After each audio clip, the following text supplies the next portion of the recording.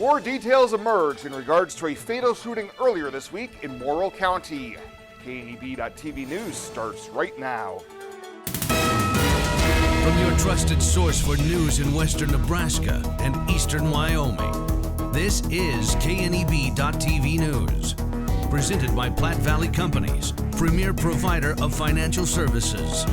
Hello, I'm Ryan Murphy. This is KNEB.TV News powered by Platte Valley Companies. Thanks for joining me. In our top story, an arrest affidavit obtained by KNEB News details the events that led up to a deadly shooting in Broadwater. Authorities say that 32-year-old Joseph Bennett was at his father's house, and the two began arguing about chores.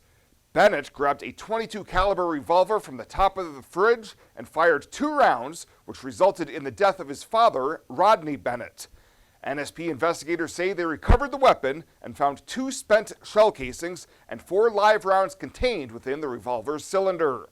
Joseph Bennett is set to be arraigned on the charges of first-degree murder and use of a firearm to commit a felony on Thursday in Morrill County Court. Well, a shattered man charged with first-degree murder and felony use of a firearm was back in court this week, and a trial date has been set. Ian Sage Littlemoon is accused of killing 72-year-old John Martinez, who was in a relationship with Littlemoon's 33-year-old sister at the time of the shooting. This past July, the defendant was accused of leaving the murder scene before police arrived, fleeing in a stolen minivan that was abandoned near White Clay, and was arrested by tribal authorities. District Judge Travis O'Gorman scheduled a 3-day jury trial set to begin on October 26th in Dawes County District Court. If convicted, Littlemoon could be facing life in prison. We'll have more news right after this. At Platte Valley Bank, we want to help you take advantage of every adventure. We know you have plans, goals, and dreams. Let us help you with them. Whether it is building, buying, or renovating, we have the home loan or home equity line of credit to fit your needs. Stop in and see us at Platte Valley Bank and let us help make your dreams a reality. You belong here. Platte Valley Bank, member FDIC, equal housing lender.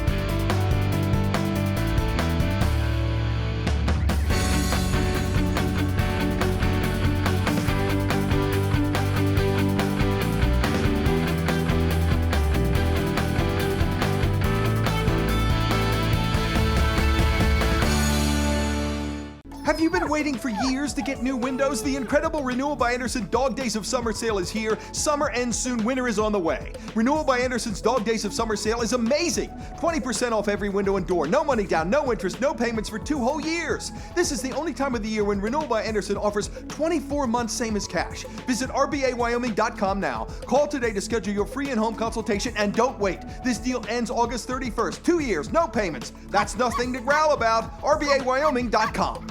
Welcome back. The USDA Farm Service Agency and National Resources Conservation Service will be hosting a disaster assistant workshop next week for ag producers impacted by the Carter Canyon wildfire. During the August 18th meeting, USDA officials will be joined by representatives of the University of Nebraska Panhandle Research and Extension Center and the Nebraska Forest Service to discuss resources available for farmers, ranchers, and rural landowners. Workshops topics will include a review of programs that may be available to assist producers with livestock and crop-related expenses and losses, assistance programs to help with restoration and rehabilitation of farm and ranch land, and a discussion of technical assistance to help with recovery efforts. The meeting takes place at 1 p.m. at the North Platte Natural Resources District in Scottsbluff. For more information, you can call the Scottsbluff USDA Service Center at 632-2195. Well, the city of Scottsbluff has locked up a 1-year contract to have its recyclables hauled to Denver. During last week's city council meeting, Public Works Director Mark Bohl says that U&U Trucking was the low bidder at just over $1,100 per trip to the Denver area. Previous driver was $850, but as fuel has increased, he decided not to do it, so this firm is adding that onto the cost. So we do 2 or 3 trips for Commerce City per year. And then for our recyclables, the cardboard, the papers to Denver is about 3 times a month. But we usually make enough off of that to cover those costs when it goes to Denver. Bull noted that this contract is only good for 1 year, so if fuel prices are lower next summer, they can hopefully secure a less expensive contract.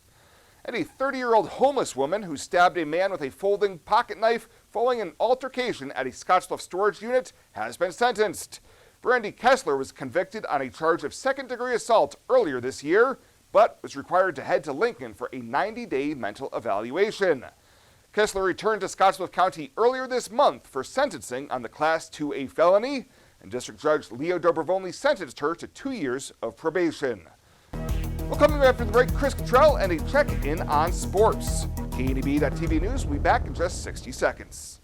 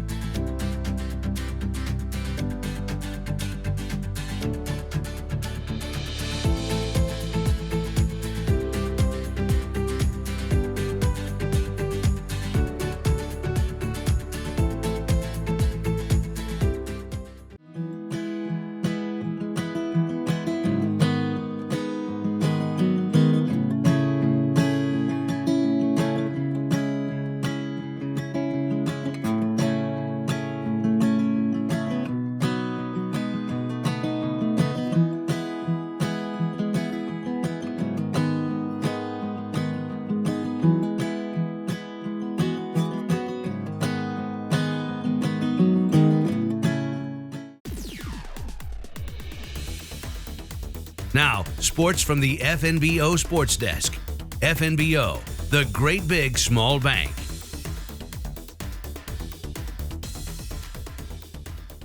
Looking at what should be one of the top teams in the region this fall on today's update here on KNEB.TV. Upon leaving Fall Sports Media Day at Scottsbluff High last Friday, there really was no doubt the Gehring Cross Country team has big goals in mind for the upcoming season.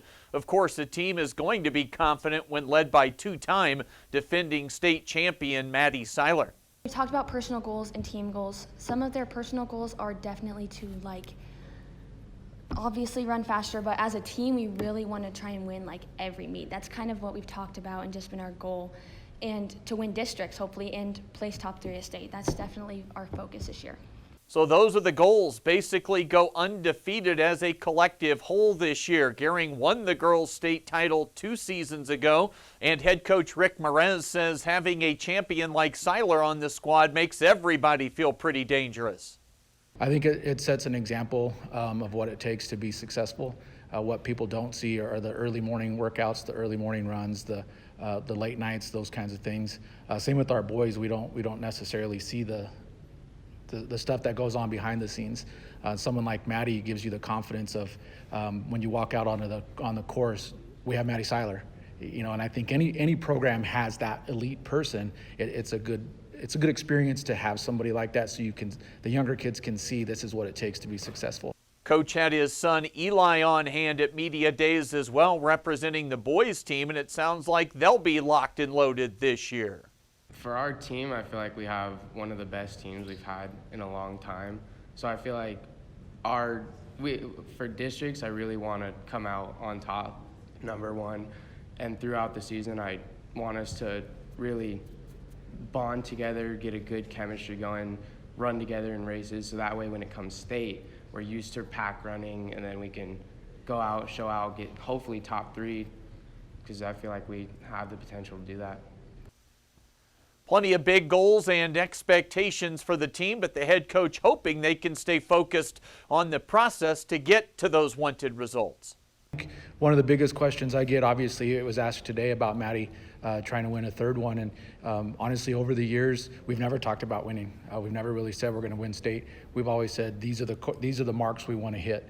Eli's the same way. We've never really said we're going to try and win. I think when we start to put that absolute of that's the ultimate goal, I think we hinder ourselves.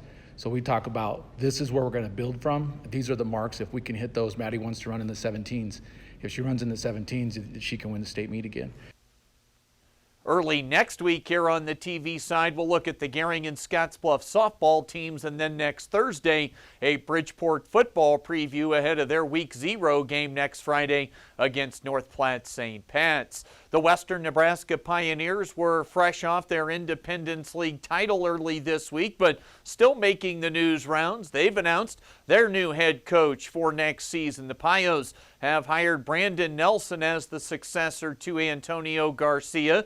Garcia off to Gonzaga University for that assistant's job, while Nelson will come to town next summer after serving as an assistant at Lakeland University in Wisconsin. Nelson has the college coaching experience, but also some summer league experience as well in a couple of different leagues. Brandon Nelson set to be the new head coach for the Western Nebraska Pioneers. And there's some preseason scrimmages out on the road for the Cougars this weekend. The volleyball team will play in Rapid City at South Dakota School of Mines. Both WNCC soccer teams, they'll be traveling to Denver to take on Metro State. The volleyball team, they're going to officially open their season next weekend in Council Bluffs, Iowa at the Reaver Classic. That is the latest today from the FNBO Sports Desk. I'm Chris Cottrell.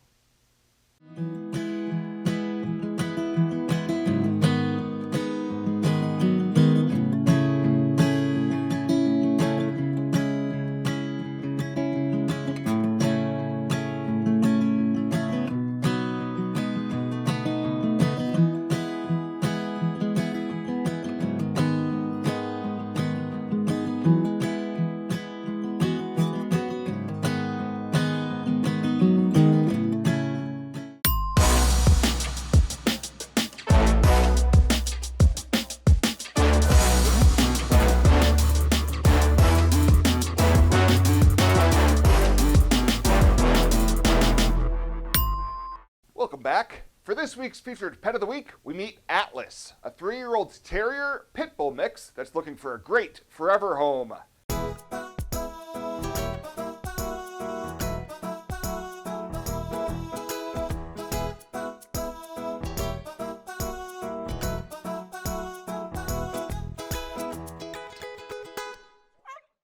This big, energetic boy is Atlas, a pup whose appetite pales in comparison to his big heart.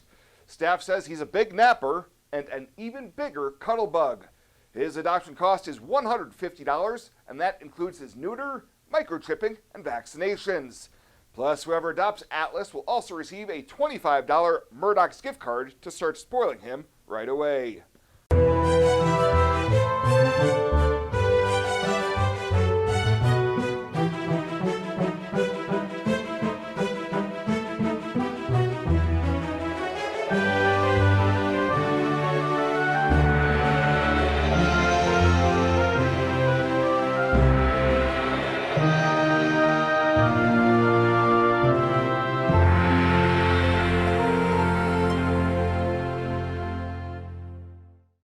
Well, let's take a look what's happening on today's community calendar.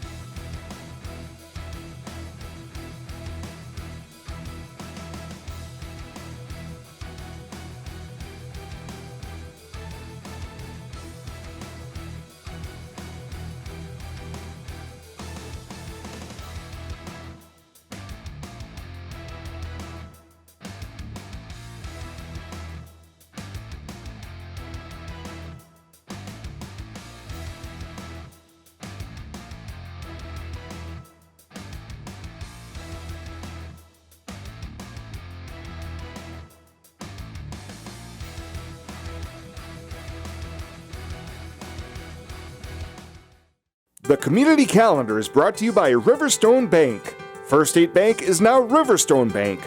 Community strong with the same people you know and trust. The Skyview Drive-In is a new take on an old theme. It's the perfect place to see beautiful sunsets and films that the whole family can enjoy. The historic Midwest Theater has been bringing us together for a long time. The Skyview Drive-In is another part of the Midwest Theater's commitment to this community. The Midwest Theater and Skyview Drive-In Theater. It doesn't matter how you get there, just get there. Culture trumps everything else. In my years, I've never worked for a company that treats people the way this one does. It is my passion for agriculture that brought me here in the first place, but not only that, there's a huge family-oriented atmosphere within the 21st Century Equipment. I love working for 21st. They found something in me that I didn't know in myself. An intern to where I'm at now is such a great opportunity, and that is what this company is about. At Platte Valley Bank, we want to help you take advantage of every adventure. We know you have plans, goals, and dreams. Let us help you with them. Whether you are just starting the business you have always imagined or looking to grow your existing one, we have a business loan to fit your needs. Stop in and see us at Platte Valley Bank and let us help make your dreams a reality. You belong here. Platte Valley Bank, member FDIC, equal housing lender. And finally tonight, the U.S. National Hot Air Balloon Championship and the Old West Balloon Fest are in full swing. And on Wednesday night at Western Nebraska Community College, thousands of locals flocked to the field for the first of two Night Glow events. More than a dozen pilots were on hand to help illuminate the Western Nebraska sky with powerful flames and vibrant colors from their balloons. I caught up with David Yob, a hot air balloonist from Colorado Springs, and says he has enjoyed coming to our area for this event over the past few years. This is a really good area for a national competition. We've got a lot of really good, safe flying area and a lot of friendly people. He adds that the Valley is truly lucky to have the best of the best in the industry coming to Western Nebraska for this event. I am just a Fiesta flyer. I'm not in the competition. That's for the national champions. The top people in the country are the top people here. The other half of the event is the fun flyers, which I am one of them. Yob says it's unfortunate that this morning's launch got canceled due to weather, but it's just part of the hobby. I used to be very disappointed. Now, after 40-some years of flying, it's, well, them's the breaks. Mass ascensions are planned for Friday and Saturday morning at 5:30 a.m. at the Old Mitchell Airfield. More information can be found at www.theoldwestballoonfest.com. Well, that does it for us this time. Thank you so much for tuning in. Stay safe out there, and we'll see you here next time.